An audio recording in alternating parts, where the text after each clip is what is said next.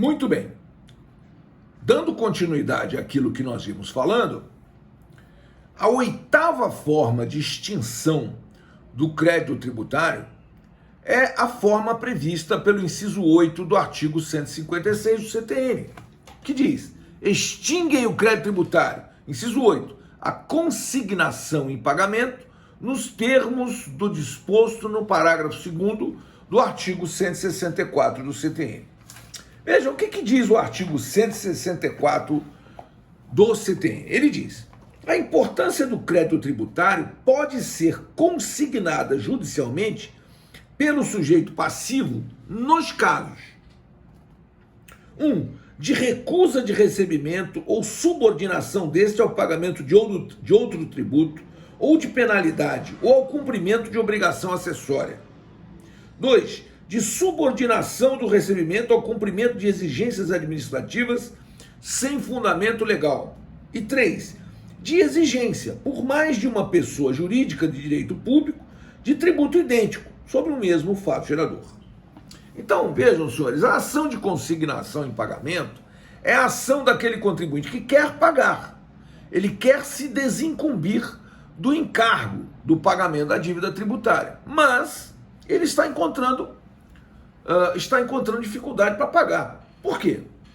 Ou porque a Fazenda Pública está cobrando débitos que não deveria cobrar, juntamente com o débito que ele quer consignar, ou porque a Fazenda Pública está fazendo exigências administrativas que não têm fundamento legal, ou porque existem duas fazendas públicas exigindo o mesmo tributo por um único fato gerador.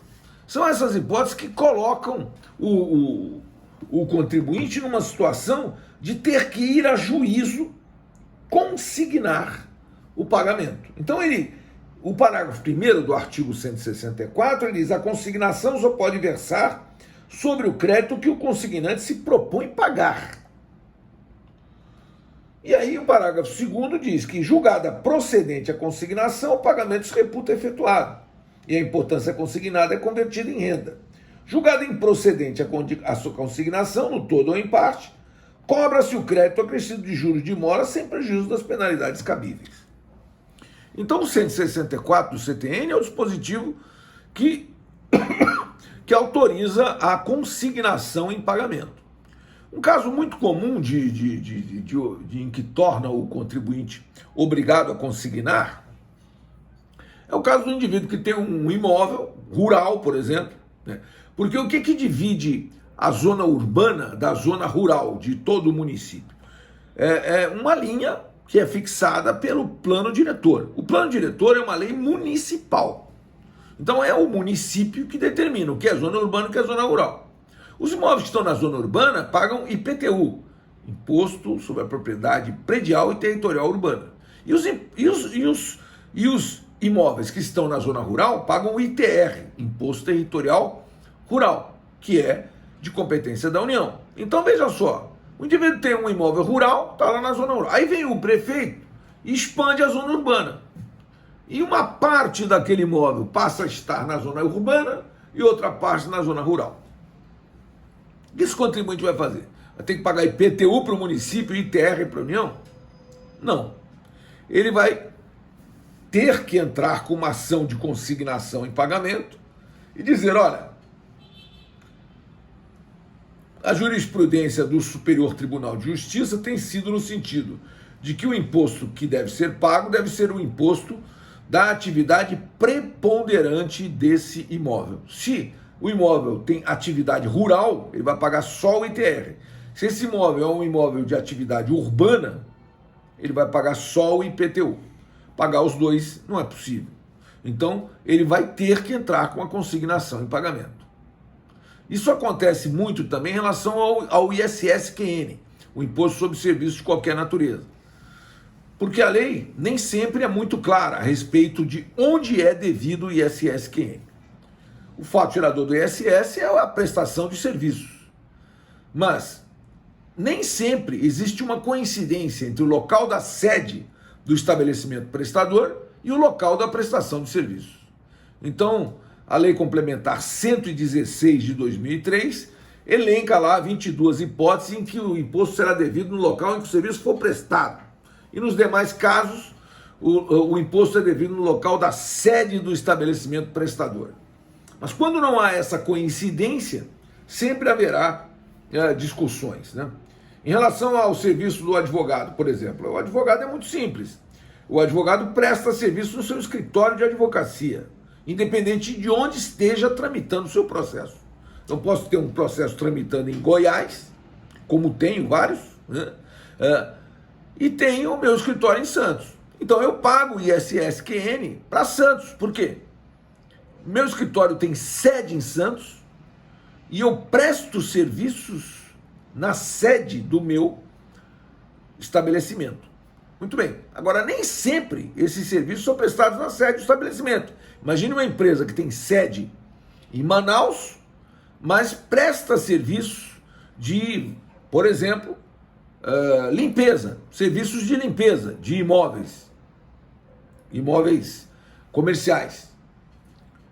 Ela presta serviço em Santos. Ora, onde que ela vai pagar o ISS? Em Manaus, onde ela tem sede, ou em Santos, onde ela presta os serviços de limpeza? Então a Lei Complementar 116 estabelece que esses serviços de limpeza, o ISS será devido no local onde o serviço for prestado, independentemente de onde tem a sede o estabelecimento prestador. Isso gera uma série de discussões que muitas e muitas vezes leva ao município da sede e o município onde o serviço for prestado, ambos os municípios querem receber o ISS-QN. E esse contribuinte vai se ver na situação de ter que consignar em juízo o valor relativo a esse ISS. Muito bem. Então, esse é o inciso 8 do artigo 156 do CTN. O inciso 9, também já falamos alguma coisa sobre ele, mas nunca é demais reforçar. Veja só, o inciso 9 fala que extinguem o crédito tributário, inciso 9, a decisão administrativa irreformável, assim entendida, a definitiva na órbita administrativa que não mais possa ser objeto de ação anulatória. Ora, o indivíduo, quando recebe um auto de infração em imposição de multa, oriundo da Fazenda Pública, ele tem um prazo para oferecer defesa administrativa. Esse prazo é de 30 dias, da data da intimação. Então, se o indivíduo impugna o lançamento, então inicia-se aí um processo administrativo, com a lavratura do auto se inicia o processo administrativo. Se esse indivíduo não impugnar, ele vai ser rével e o lançamento está confirmado. Se ele impugnar, então abre-se a discussão no âmbito administrativo. E se esse contribuinte, seja ele pessoa física ou jurídica, se ele vencer a discussão, vejam, senhores, ele discutiu com a Fazenda Pública, discutiu administrativamente, não foi ao judiciário, ele está no âmbito administrativo discutindo com a Fazenda Pública e ela, Fazenda Pública, ela reconheceu que esse contribuinte tem razão, que o crédito tributário, nesse caso, é inexigível. E aí, ela vai decretar a inexigibilidade do crédito tributário. Então, eu estou diante de uma decisão administrativa irreformável, favorável ao contribuinte. Assim entendida a definitiva na órbita administrativa que não mais possa ser objeto de ação anulatória. Então, essa decisão administrativa tem o condão de extinguir o crédito tributário. Vamos supor que ele tenha feito essa discussão e ele perdeu. A administração pública entende que o crédito tributário é devido. Então, ele pode ir ao judiciário se socorrer. E aí, no judiciário, ele conseguiu obter a decisão judicial transitada em julgado dizendo que o crédito tributário é indevido. Então, ele vai extinguir o crédito tributário nos termos do inciso 9, nos termos do inciso 10 do artigo 156, que diz: extinguem o crédito tributário. Inciso 10, a decisão judicial passada em julgado. Veja, esse contribuinte Discutiu administrativamente, perdeu, discutiu judicialmente, ganhou. Veja, então sempre será possível a ida ao judiciário em função do princípio constitucional da inafastabilidade da jurisdição previsto pelo artigo 5º, inciso 35 da Constituição Federal. Veja, o que diz o artigo 5º, inciso 35 da Constituição. Ele diz: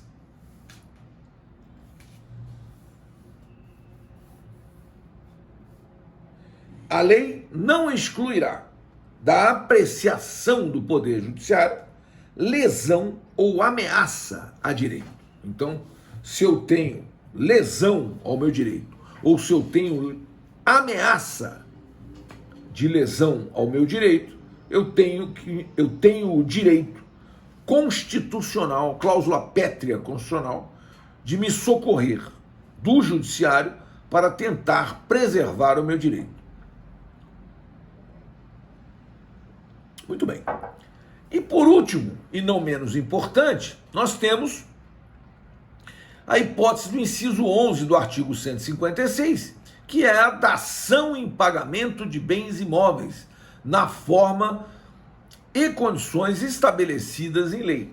Vejam, esse dispositivo do Código Tributário Nacional, ele foi inserido pela Lei Complementar 104, que é de 2001, para permitir que empresas que estejam, por exemplo, economicamente bem, né, mas financeiramente mal, possam, equacionar sua vida financeira pagando dívidas tributárias com imóveis.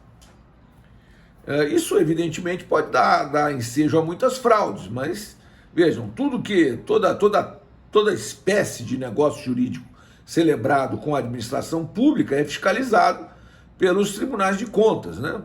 A Fazenda Estadual pelos tribunais de contas dos estados e a Fazenda Federal pelos tribunais de contas, pelo Tribunal de Contas da União, e os municípios pelo Tribunal de Contas do Estado também. Então vejam, é preciso que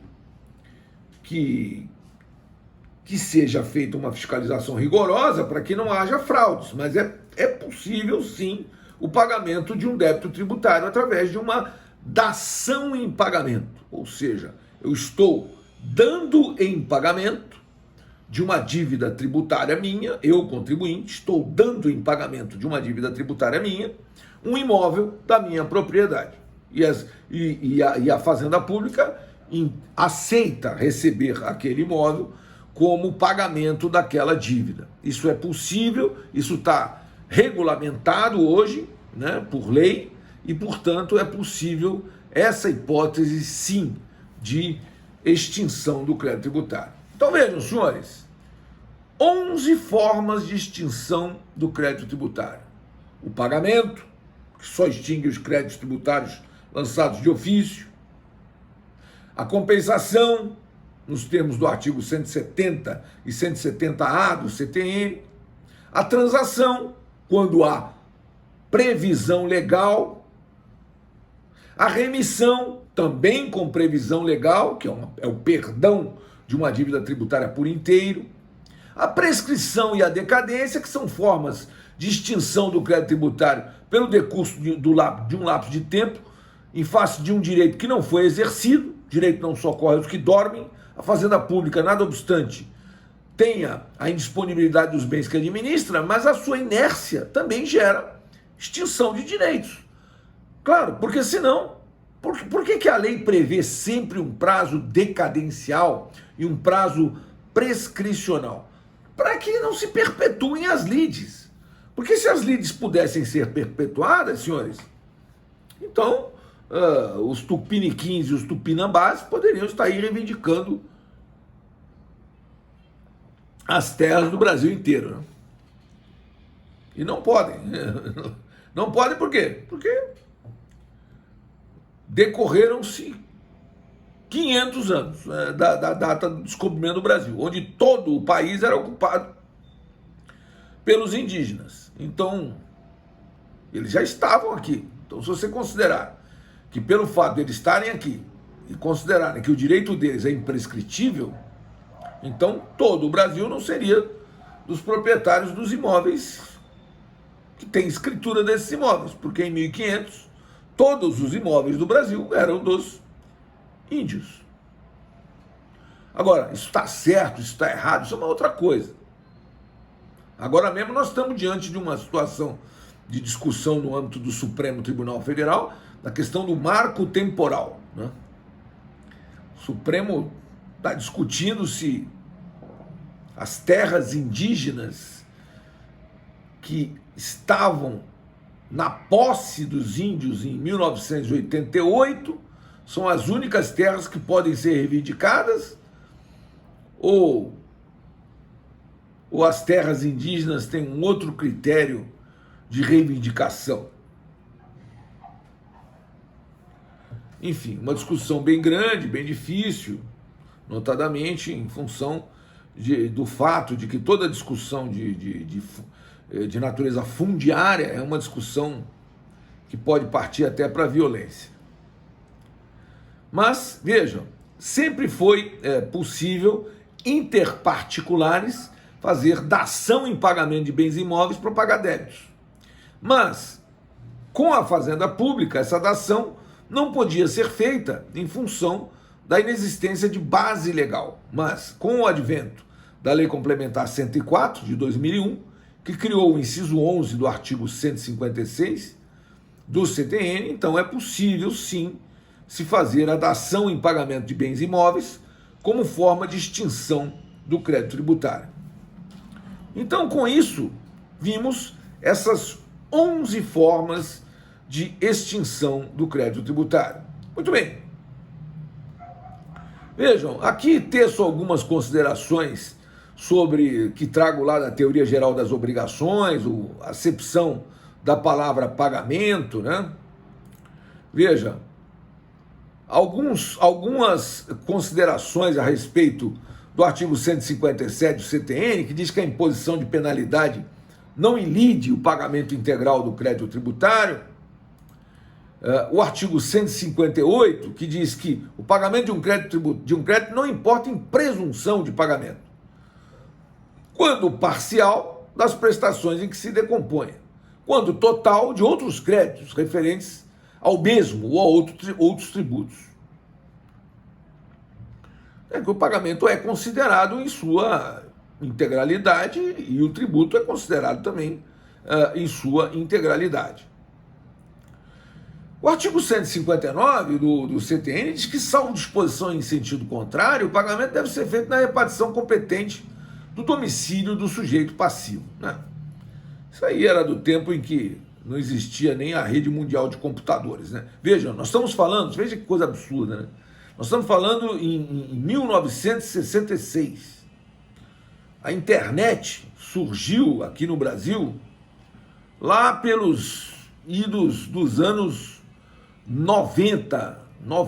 Então, faltavam 66, 76, 86, faltava mais de um quarto de século para ser inventada a internet. Então, a questão do local do pagamento era altamente relevante. Hoje em dia não, porque, veja, o pagamento normalmente é feito pela internet, a maioria dos tributos. E o artigo 160 fala do prazo, que é muito importante. Se a legislação não fixa a data do vencimento, o pagamento deve ser feito 30 dias após a notificação do lançamento. Normalmente, o próprio lançamento prevê a data do pagamento no prazo de 30 dias. Parágrafo único. A legislação tributária pode conceder desconto pela antecipação do pagamento, nas condições que estabeleça. Vejam,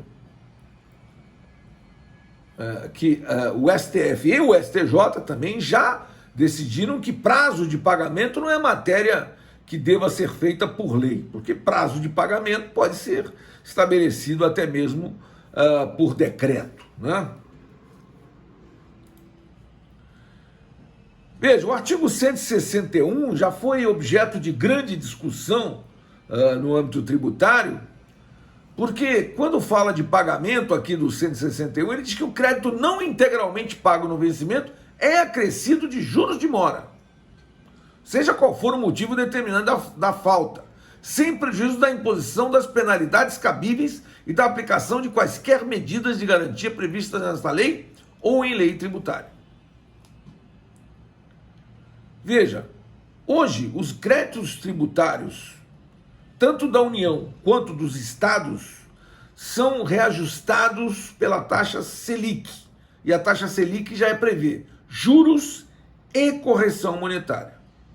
Então nós temos a figura da multa de mora, que é de até 20%, temos a figura da multa de ofício, que é de no mínimo 75%, e temos a figura dos juros e correção monetária,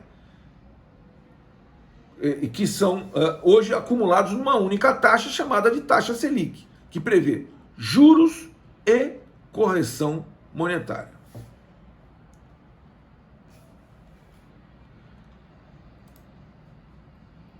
Aqui, os meios de pagamento do 162, né?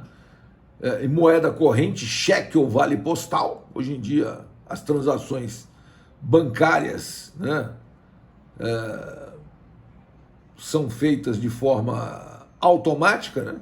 Então, falar em cheque ou em vale postal é algo completamente fora de propósito na atual conjuntura, né? E faz muitas e muitas décadas que a Fazenda Pública não aceita cheque para pagamento de tributos. Você pode pagar tributos, tem que pagar no banco, através de crédito bancário, ou então em dinheiro. Você jamais vai poder pagar um tributo em cheque, porque Fazenda Pública não aceita cheque. Faz tempo. E aqui uma questão de concorrência, né? Das fazendas públicas, né? Dentro da própria fazenda pública há uma certa hierarquia, né, em relação a quais débitos devam ser pagos, considerados pagos em primeiro lugar. Portanto, senhores, aqui vamos voltar para o 164, em que falamos já sobre a consignação em pagamento, né? E vamos, então, encerrar a nossa gravação e abrir para perguntas. 1 minuto, por favor.